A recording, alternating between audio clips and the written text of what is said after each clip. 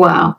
Am I coming to you from my spare room where everything is wild? Yes. Let's not make a thing of it. Hello, look at me. I'm on the ground, surrounded by mess.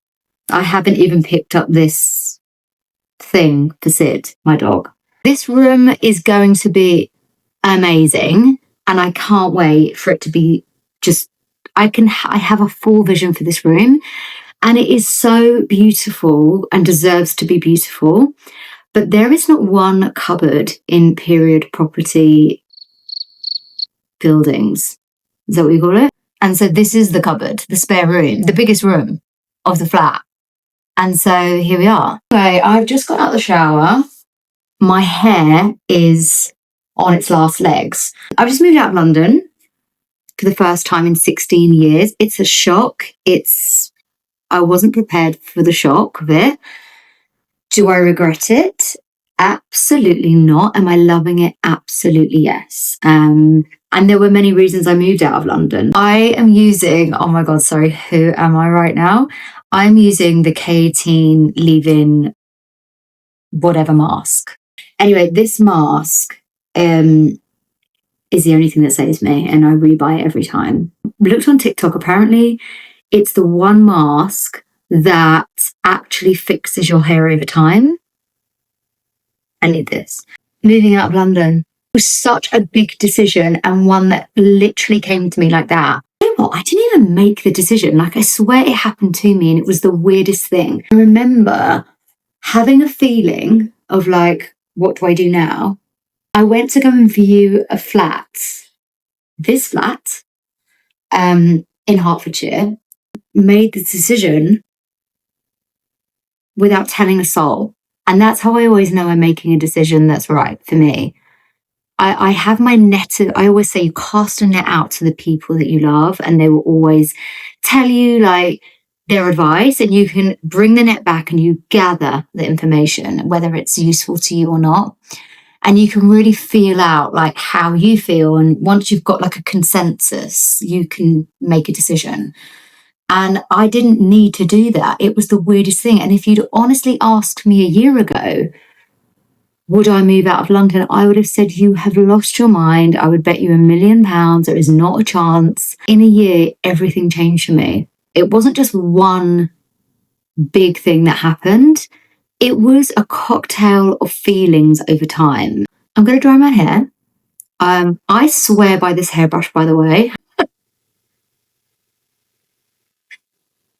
Right, my brain is saying striptease, and that's obviously not correct. There's a hairbrush out there called a Manta hairbrush. Buy it and just thank me later. If you want to grow your hair, that is the hairbrush to use, and it's also amazing. But I lost that brush, and then I got this one in the interim, and I actually really like it. It's a Tangle Teaser, thank you. I went to the hairdressers, and they told me, hey, do you know your hair's green? Oh, good. Apparently, people that move out of London end up with green hair, and it's because of the water. And then I went down a rabbit hole, a bloody horrible rabbit hole of like, if you don't, you must have seen it. If you live near 3 miles of a golf course, you've got 75% chance of getting all these brain diseases, and it's because of the pesticides in the water. And you know, you're like, I want to pay money to actually have not learned that. Is that possible? This hairdryer is the best hairdryer I've ever had.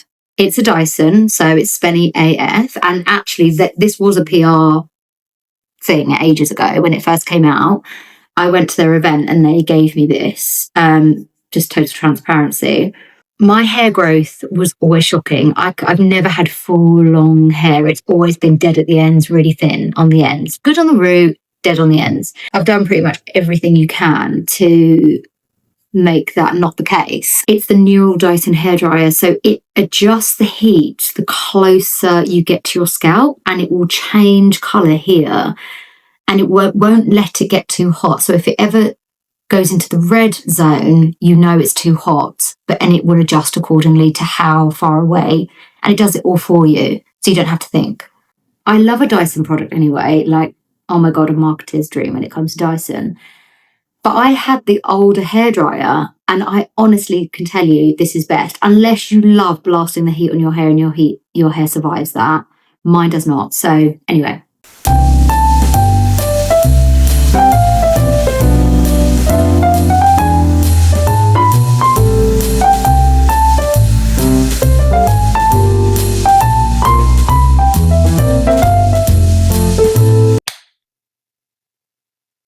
Definitely green, isn't it? Definitely got a green tinge, or am I just being weird? You know that feeling where your scalp is burning? Like, it obviously doesn't let that happen. I always feel like my scalp was just burnt. And you just don't get that with this at all. It goes red a lot of the time, but then it adjusts the temperature for you. Or you're supposed to move it away. I can't remember. But ultimately, over time, it has meant that my hair is actually grown. Still, it's not Mrs. Thick hair. It goes to the ends. It's very thin on the ends.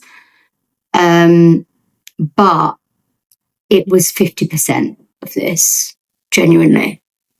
And it's just got so much better. Anyway, I really recommend this. That was a long way of saying it. I'm going to put in just some of this. I know this is like an oldie but goodie, but this Elvive Extraordinary Oil, because my hair is quite dry, and I even though I put the K18 in, just put something else in, I suppose. Where was I in my lovely story?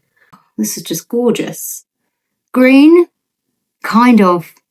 So I'm going to get a shower filter. I don't know what it is about water outside of London, but once it's obviously the chemicals, like they say. When I get out of the shower, I smell like there's chemicals on my skin. So yeah, needs to be done.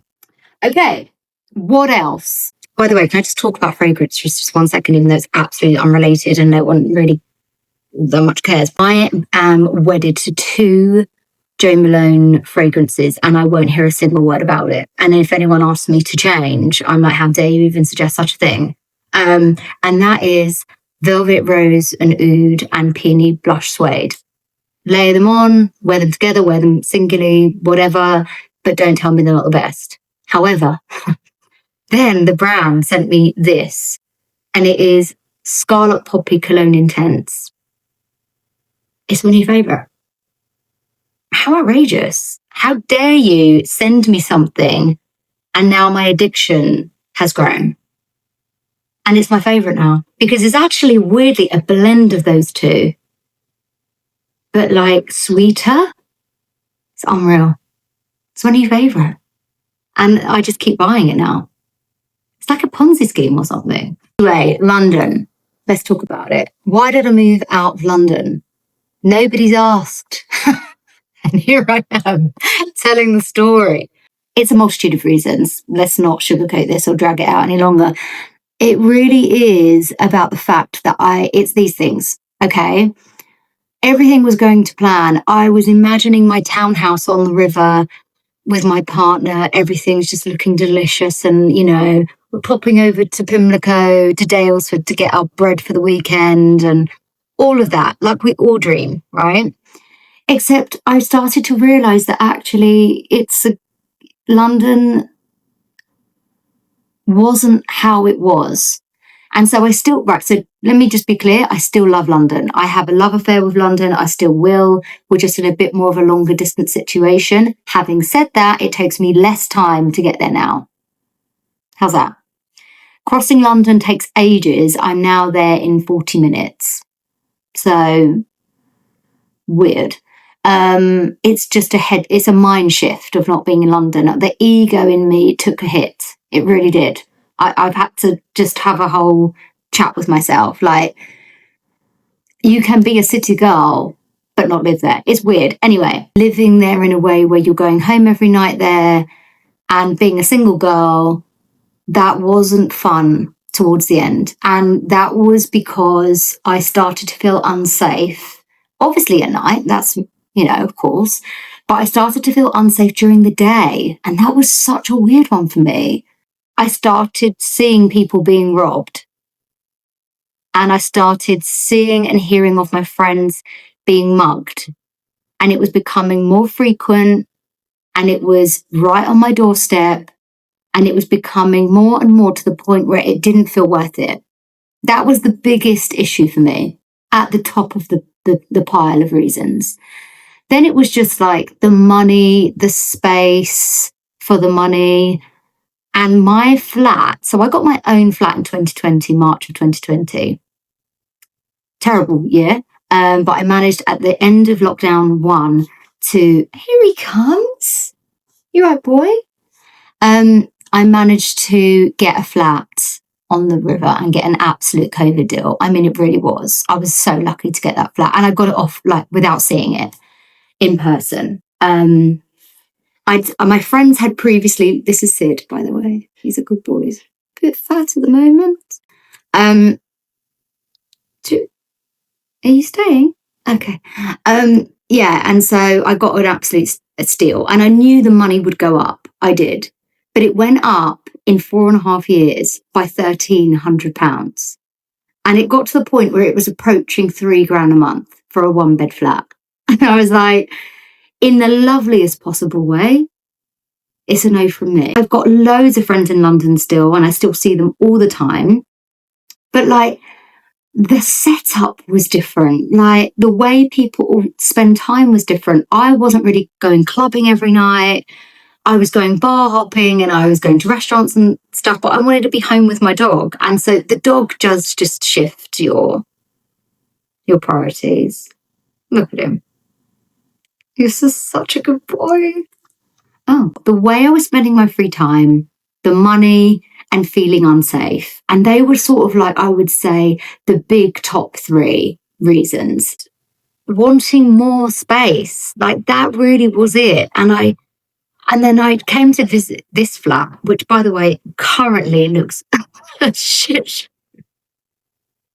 I'm so aware, but it is twice the size and a garden for him. And so it was a no-brainer in the end. And I'm by my family, and I can see them regularly, and I didn't realise I was missing that as much as I did until I had it at my fingertips. And they pick him up and take him places, and it's just worked out. And I have my moments where I'm like, oh my God, did I make the right decision? And I just, in my heart, that feeling of feeling unsafe and just all those things I've described overpowers any sort of FOMO or anything you could really feel like. But the dream scenario is to have both, is to have a little countryside place and then to have a pied de terre. Is that what they call it? Pied de terre in London. If that is not the saying or the word or the structure, then please do ignore. So he loves the garden. It's more like patio stone because it's a grade 2 listed building. So it's not like all grass. It's just patio stone. I'm just saying random stuff. It's just stones and some gravel. And he loved it at first, and now he's not going out there. And I'm like, why isn't he? There was a rat out there. I'm not gonna pretend this is the dream life. There was a rat out there and we couldn't get rid of it. And so we put some poison down, not near where he can go, but in this crevice where the rats were going. By the way, what a glamorous story. Anyway, we put down some lavender and peppermint plants because rats don't like that at all. And everywhere will tell you to do that. And the pest control guy said we should do that. And now he won't go out there, but was fine prior. And I'm like, has he just got really lazy? He is a bit lazy. I think he's a bit rotund currently. I think we've had a few too many treaties.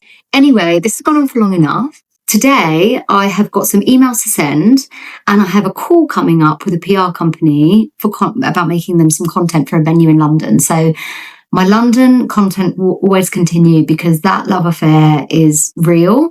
And I say it's like I have London on speed dial. So and off we go to the next place, which is something I will always love to do. It's always a big passion of mine. So I have a call with a venue, and they want me to come and just see it for myself. It's a brand new place in southwest London, and I'm really excited to go and see it because I've heard such good things. It's only just opened, so I will share more once I know more and have seen it. So yeah. Anyway, I've got this call and I'm clearly not prepared for it whatsoever. So I need to go make a cup of tea, do a bit of skincare because all of that is a no. This skin is bad. For many reasons we will go into another time. But if you've managed to stay focused on me, having seen what is happening around me, congratulations, and thank you for watching this first part, because I'm a complete novice at this and I've not even shared my own face on my TikTok. So yeah, and thank you for staying and thank you for being here. I'll speak to you in a little bit.